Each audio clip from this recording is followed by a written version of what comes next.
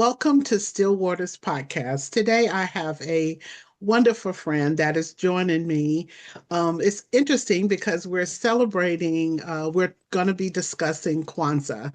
Juanita Pipkin is my guest today, and I was invited to a Kwanzaa celebration, and I enjoyed it and loved it so much. I decided to invite her as a guest. She is going to share all things Kwanzaa with us today.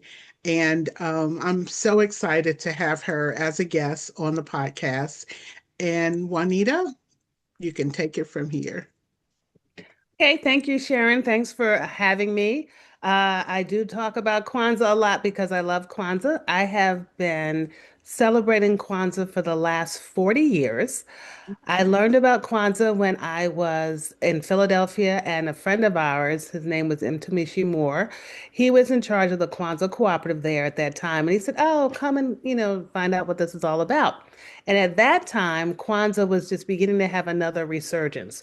It historically started in 1966 with Maulana Karenga, who is the founder of Kwanzaa. He was a faculty member in California at a university, and he was working in the community, and he found that there was a need for Black children in particular to identify with their history and their culture, because there were so many other holidays, whether it was Hanukkah, whether it was Christmas, that were kind of religious based but not culturally based so much. Hanukkah has some cultural base to it, but they just didn't relate to those, and so he wanted to have something that was uniquely for African Americans, and also that African Americans could take pride in, and they could look back and learn from the wisdom of their ancestors, and also have different principles that they can apply to their life every day. So even though we celebrate Kwanzaa from December 26th through January 1st, 7 days, seven principles, we do that all year long. So we emphasize those principles each one of each day during this 7 day period, but we do want to have those principles impacted and in our lives for the whole 365 days of the year. When I first got involved in Kwanzaa, it wasn't new, but people were beginning to embrace the idea that, yeah, we need something. We need to be able to define ourselves, to talk about ourselves as African Americans, to look at our unique history and how it can help us to prepare for our future. And so it was very exciting. We had Black storytellers that came in. We had musicians. It was very creative. We couldn't buy any of the symbols commercially, so everybody made everything. So it was really a great time of cultivating culture, uniting together as a community, and realizing that, we lift each other up. And it's so important to have that type of thing in our community. That one of the things that I enjoyed the most when I came to the celebration was the conversation around community. And community has always been huge for me. I grew up in a wonderful community where everyone knew each other, everyone supported each other. Parents of other children would love on you and care for you as if you were their own, but they would also discipline you as if you were their own. If you Absolutely. did something wrong, they'd say, I'm going to tell your mom, you know better than that. Your mother didn't raise you that way. So there was always this village that was available. And I loved, love, love, love that. My heritage is Gullah. And so community and family and all of those things are really, really important to me. And I just feel that at this season of life, it is very important to understand that we are not alone. That, the word Emmanuel means God is with us. God is with us and we're with each other. He did not leave us here by ourselves. He left us with community. So I loved that and I really embraced it. I loved all the things that people shared. I loved the music. I loved the explanation of all the words. I loved the candles. And tell us about the candles, Juanita. Okay. With Kwanzaa, there are a number of different symbols. Kwanzaa means, well, actually, when we start off Kwanzaa, each day of Kwanzaa has a specific principle. So we start off with the word Habaragani. Habaragani means what's the news? So what's the news is me saying, oh, like what's happening? What's going on? Tell me something. And so we want to respond whenever we say what's the news with the principle of the day. And there are 7 days, and there's a different principle for each day. And there's a candle that represents each principle for every day. So we're going to start off just talking about the Nagusa Saba, which is the seven principles. So the very first principle on the first day of Kwanzaa, which is December 26th, is Umoja. Umoja means unity. And that's really very important for our community. We need to understand that there are things that forces that try to divide us, and we don't want that. We want to make sure that we're doing that. The second day of Kwanzaa is Kujichagulia. Kujichagulia is self-determination. The third day of Kwanzaa is Ujima, which is collective work and responsibility. The fourth day of Kwanzaa is Ujamaa, which means cooperative economics. That means that we're trying to turn that dollar back around in our community as often as possible. We want to build our own businesses and we want to have things that are going to have help benefit our community. So that is the fourth day of Kwanzaa. The fifth day of Kwanzaa is Nia, which is purpose. And the sixth day of Kwanzaa is Kumba, which is creativity. And the seventh day of Kwanzaa is Imani, which is faith. And so when we celebrate Kwanzaa, what we like to do is reflect on those principles throughout the year, but on some symbols. I'm going to turn this around so you can see some of the symbols for Kwanzaa. Um, this is my table. I don't know how it looks, but can you see it, Sharon? Yes, I can see it, the Okay. candles. Now you have to explain to them the colors because the one in the middle looks like the three green ones. Okay, I'm sorry. Okay, this one That's is okay. that's the first candle. We always light the first candle. That's a black candle. Each candle, the black candle actually represents people. This is called the Saba. Masuma for candles, Saba for 7 days.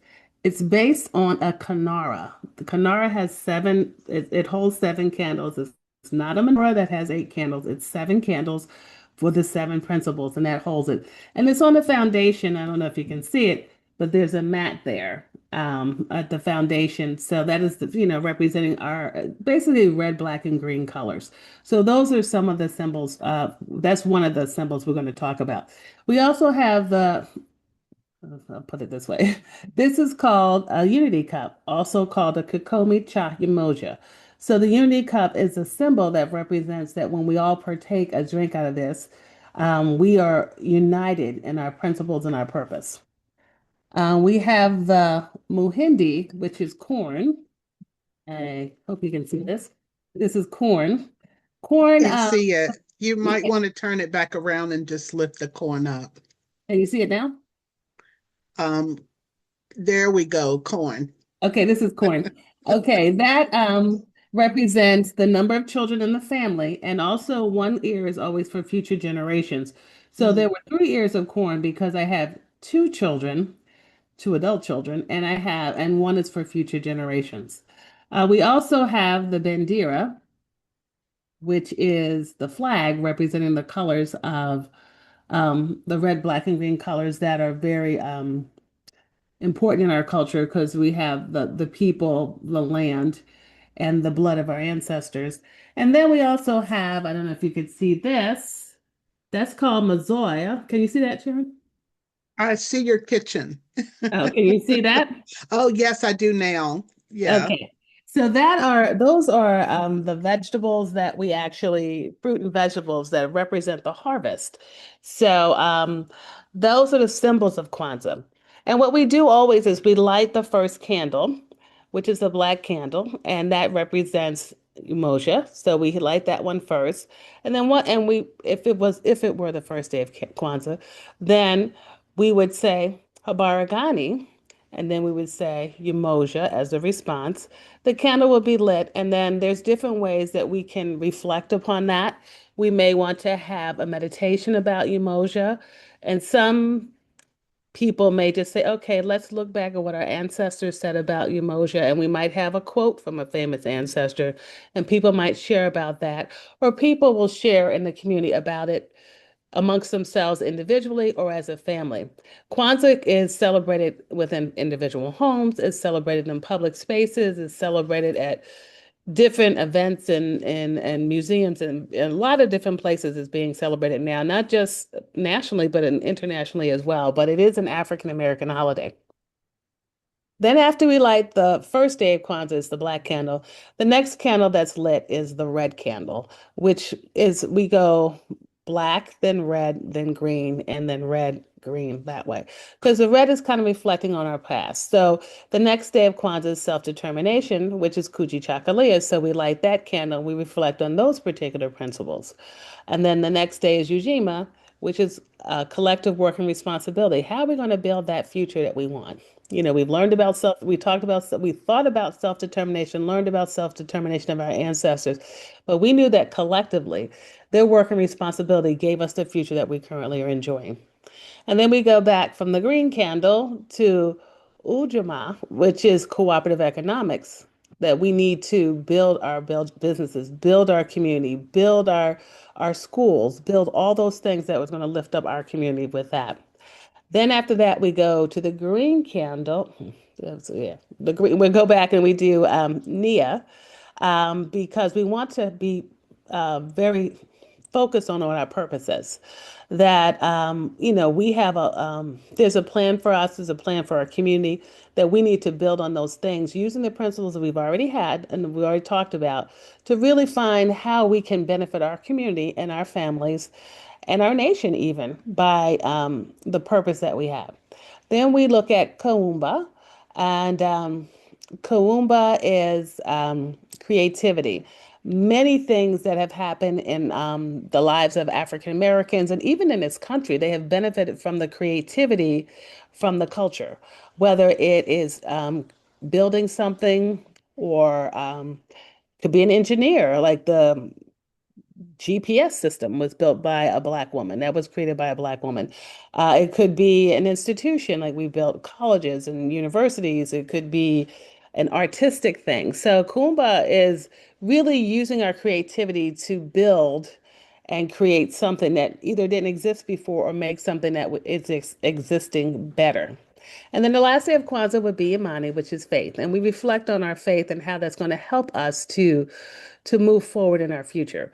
So those are the what the symbols represent. Then after all Kwanzaa celebrations will go over the Nguzo Saba. All Kwanzaa celebrations will then pass the Unity Cup, which is the Kukomi Cha Umoja. And we pass that and we pour some out into another vessel for representing the lives and the past of our ancestors. And then we pass the cup around symbolically or literally taking a drink from the cup, saying that we are united in our purpose. And then after that, we do what's called a Harambe. A Harambe means let's all pull together. So if it's 7 days, then we do seven Harambes. If it's the first day of Kwanzaa, we just do one. So today is the sixth day of Kwanzaa. Sixth Wow, day. sixth day. So what Sharon and I are going to do, we're going to do six Harambes. We're going to do five just where we pull up, we'll say, let's pull together. We're going to say Harambe. And on the last one, we're going to hold it a little bit longer. So are we ready, Sharon? Yep. Okay, ready? Yep. Harambe, Harambe. Harambe, Day. Harambe, Harambe. Harambe, Harambe. Harambe, Harambe. Harambe. Harambe. Because we want to pull together, we're going to work together so that we can have a positive future for ourselves and our community. And so, the other thing that happens with Kwanzaa, usually today, which is Kuumba, there's usually a feast, right, called a karamu. And so, basically, what we do is people will bring dishes or fruit over. It could be on any other day, like we did ours the other day because we were in a public space. But they would bring, pretty much traditional dishes over and people would Yeah. share a particular feast. We also give out what's called zawadis. Zawadis are gifts and gifts that are, not commercial. There are some commercial things now that people seem valuable. Like I give out books. I'll show you one. This book I gave to one of my daughters a long time ago. It's so cute. And it talks about this book. My daughter is now 32, but look at this book. It's a pop-up book. So you know she was a baby when Yeah. when I gave it to her. But it gives you a general it has all the different symbols of Kwanzaa in the book, and it talks a little bit about the principles of Kwanzaa. It could be a game. They're all usually things either, or it could be a song. It could be something you created, like cookies, carrot cake, or something of that nature. It could be a poem. It doesn't have to be something that's commercial. The whole idea is to get away from the commercialism that we have and using our creativity, because it's Kawumba, to create something new. Like a child might want to draw a picture or a poster or something and hand that to you, or a card. Um, or, if you are giving gifts, then you can give something. Typically, you want to give something that's going to be culturally related, something that's going to help that child build for the future. Or, it could just be something that you just felt heartfelt. They're not actually required. Some people give it for promises kept throughout the year. So if you promise to, if it's a child, and then do all your chores for the year, and you were successful in doing that, then you might get a gift. Mm. This is not where we buy the Xbox or anything of Yeah. that nature. This should be a more of a cultural kind Yeah. of focused um, yeah, focus gift. And the whole idea is we are building culture in everything we do. So people will have music. We had at our celebration, we had a few days ago, we had a gentleman, Nate Brown, that he does steel pan music. He does djembe and conga drums as well. And so you might have somebody who has that skill that's bringing that in too. You might have somebody who's a jazz singer. I don't know. There's so many different ways to celebrate Kwanzaa as there are different families. But the important thing is to make sure that you have the symbols available and that you're going over the principles of the Nagusa Saba. But most important thing about Kwanzaa is practicing those principles throughout the entire year. So one of the things that I do for myself is that I try to buy my groceries from as many first of all, local businesses, and in particular, African American businesses. I do support Deep Roots Farm. There's a Deep Roots urban farm here in Charlotte, and I buy what's called a CSA. It's a share. It's a community supported agriculture. It's a share so that I put money into the farm, and then every 2 weeks, once the crops are here, I get whatever they harvested, I get a portion of that harvest. So I don't buy any vegetables pretty much in the summer because, well, pretty much between April and November. Well, actually, the first week in December. Between April and the first week in December, I eat what's been harvested, and I supplement with some other things, but I mean other vegetables. But for the most part, I eat locally. I eat seasonally, what's available, and I think that's good for the community. It's good for my health. And I think that's important. Or if I'm looking to buy a book, I will seek out a bookstore that either is Black owned, or if it has a large selection of culturally relevant material, I will support that particular thing. Everybody, we don't have to go online and go to the big smiley face place and buy everything we need. We can get it from someplace else. And sometimes the things will cost a little bit more, but I feel that I want to invest in our businesses. I want to grow our community because that money comes back into the community, and I think that that's really important too. Like, I know that if I'm supporting this local business, that local business is going to support this basketball team or whatever team it is in the community. But if I'm giving to the Smiley Face place, they're not going to actually support that because they don't know my community. They don't know the needs of our community as well. So I want to make sure that I'm doing that. I am so deliberate. I buy that stuff. I buy jam. I buy wine. I buy, trying to think of what else. clothing. There's a number of different ways that you can support cards, everything that is needed. I think that that's one of the things that I really try to do as one of the cooperative economics types of things. I think it's our responsibility, Ujima, to work with other members of our community to build up those who are in need. So we may go and provide a meal for an organization or at a shelter. I think that that's important because everyone in the community needs to benefit from the blessings that I have been given or the blessings that other people have been given. And collectively, we can do more than we could do individually. And so I think that's important. Creativity is one. I'm very involved in an organization my daughter runs that provides ballet and to under-resourced communities for free. So that's another way of providing education and creativity to a community that may not have it. What else do we do? Just thinking in terms of the principles. But those are many of the things. But I think my purpose is whatever I'm supposed to do that day.